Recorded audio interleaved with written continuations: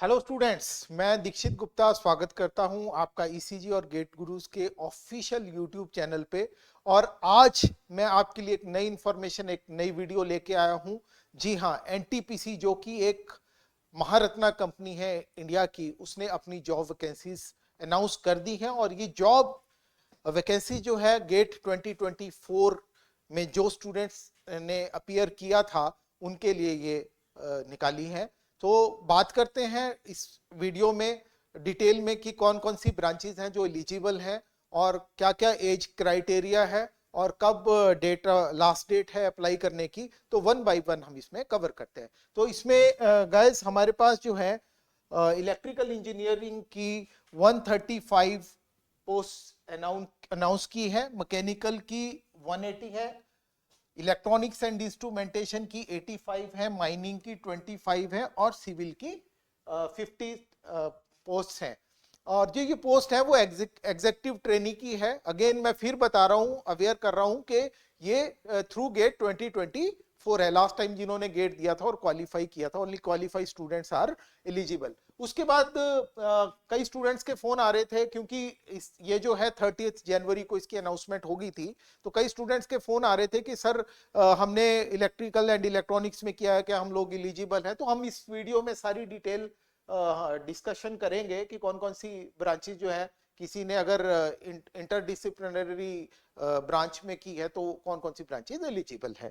उसके बाद बात करते हैं इलेक्ट्रिकल इंजीनियरिंग की। इलेक्ट्रिकल इंजीनियरिंग में अगर किसी स्टूडेंट्स ने पावर सिस्टम इंजीनियरिंग किया है, इंस्ट्रूमेंटेशन इंजीनियरिंग किया है, power electronics, power engine electrical and electronics engineering किया है, तो वो स्टूडेंट्स इलिजिबल है। उसके बाद मैकेनिकल इंजीनियरिंग की बात करते हैं। जिन स्टूडेंट्स ने मैकेनिकल में, प्रोडक्शन में, इंडस्ट्रियल में, थर्मल में, ऑटोमेशन में, पावर इंजीनियरिंग में, अपनी मैकेनिकल इंजीनियरिंग की सब ब्रांचेस में किया है, वो भी इसके लिए एलिजिबल है। बात करते हैं इलेक्ट्रॉनिक्स इंजीनियरिंग की। Again electrical and electronics, electronics and telecommunication, electronics and communication, electrical and electronics, तो ये ब्रांचेस इस पर्टिकुलर स्ट्रीम के अंदर एलिजिबल है। उसके बाद बात करते हैं इंस्ट्रूमेंटेशन इंजीनियरिंग की।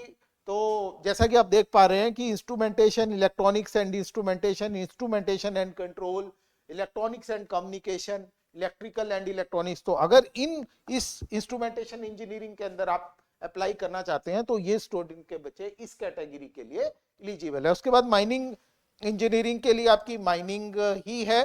सिविल इंजीनियरिंग के लिए सिविल और कंस्ट्रक्शन इंजीनियरिंग जिन्होंने की है वो स्टूडेंट्स एलिजिबल हैं।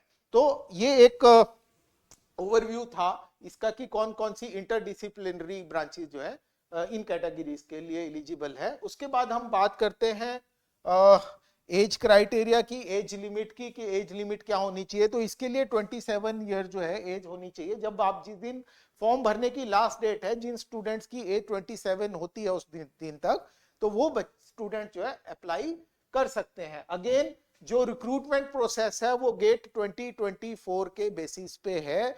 जिन स्टूडेंट्स का गेट क्वालिफाई हुआ है वो स्टूडेंट जो अप्लाई कर सकते हैं, उनकी मेरिट बनेगी, मेरिट के बेसिस पे फाइनल अलॉटमेंट जो है आपको होगी।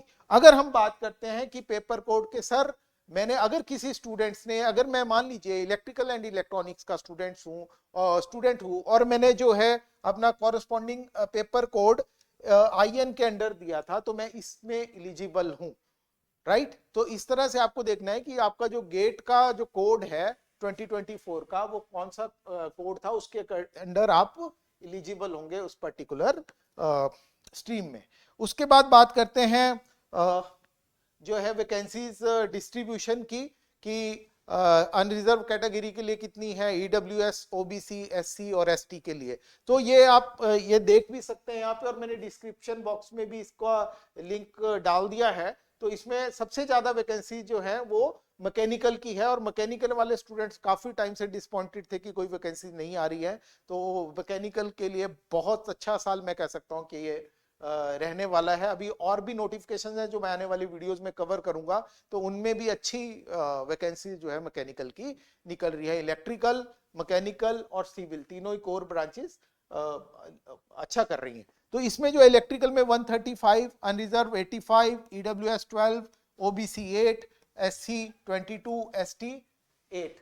उसके बाद मैकेनिकल में 180, unreserved 96, then EWS 13, OBC 22, SC 34, ST 15, 85 आपकी इलेक्ट्रॉनिक्स एंड इंस्ट्रूमेंटेशन में आपकी टोटल 85 है।